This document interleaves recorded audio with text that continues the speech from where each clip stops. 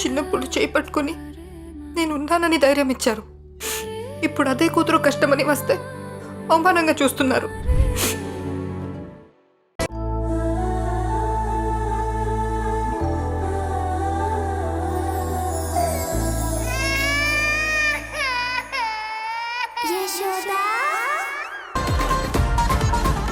హరి,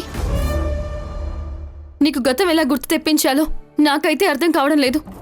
నువ్వు నా మాటలు నమ్మకపోయినా పర్వాలేదు, అత్తయ్య మామయ్య గారి మాటలైనా నమ్ము హరి. ఈ రాక్షసి నీకు గతం గుర్తు తెప్పించడానికి మాకు కావలసిన సాక్ష్యాలన్నిటినీ మాయం చేసింది.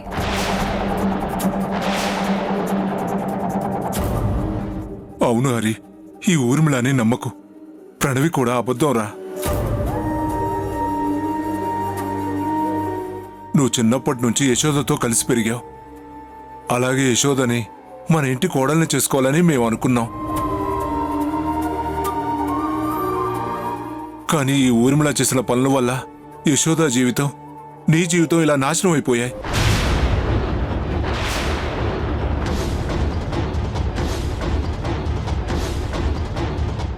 హరి, ఈ ప్రణవి నిన్ను ప్రేమించలేదు. ఇది ఊర్మిళ ఇచ్చే డబ్బుకు ఆశపడి నిన్ను ప్రేమించినట్టుగా నటిస్తోంది.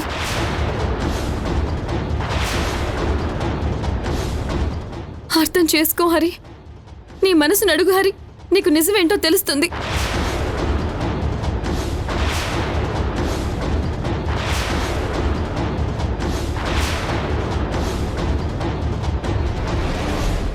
నీ మనసు ప్రణవిని ప్రేమించానని ఏ రోజైనా ఏ క్షణమైనా చెప్పిందా?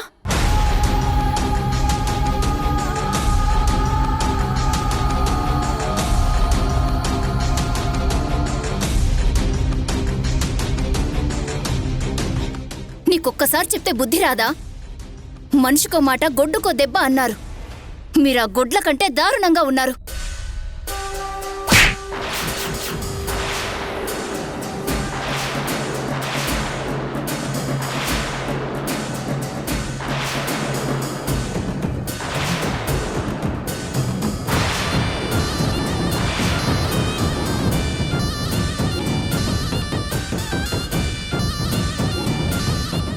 చంపేస్తానేమనుకుంటున్నావో?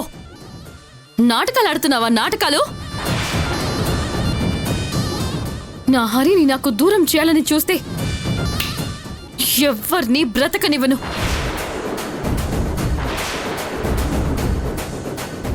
Be careful. ఛీ, డబ్బు కోసం పరాయి మగాడిని ప్రేమించాను అని అతని చుట్టూ తిరిగే నీలాంటి క్యారెక్టర్లెస్ దాని గురించి మాట్లాడడం కూడా అనవసరమే. చూసావా హరి, నీ ముందే నన్ను ఎన్నెన్ని మాటలంటుందో. నా క్యారెక్టర్ లేదంట, నేను డబ్బు కోసం నటిస్తున్నానంట. చూడండి, మీకెన్నిసార్లు చెప్పాలి? తనని అంటున్నారేంటి? మీకు అసలు క్యారెక్టర్ ఉందా? మీకు అసలు క్యారెక్టర్ ఉందా? మీకు అసలు క్యారెక్టర్ ఉందా?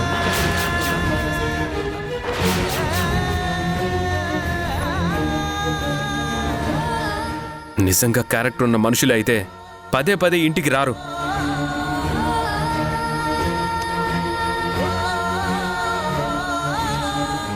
ఇంటి నుండి వెళ్ళిపోమన్నా, చీ కొట్టినా, మెడ పట్టుకొని బయటికి గెంటినా మళ్ళీ మళ్ళీ తిరిగి వస్తున్నారంటే ఏంటి అర్థం?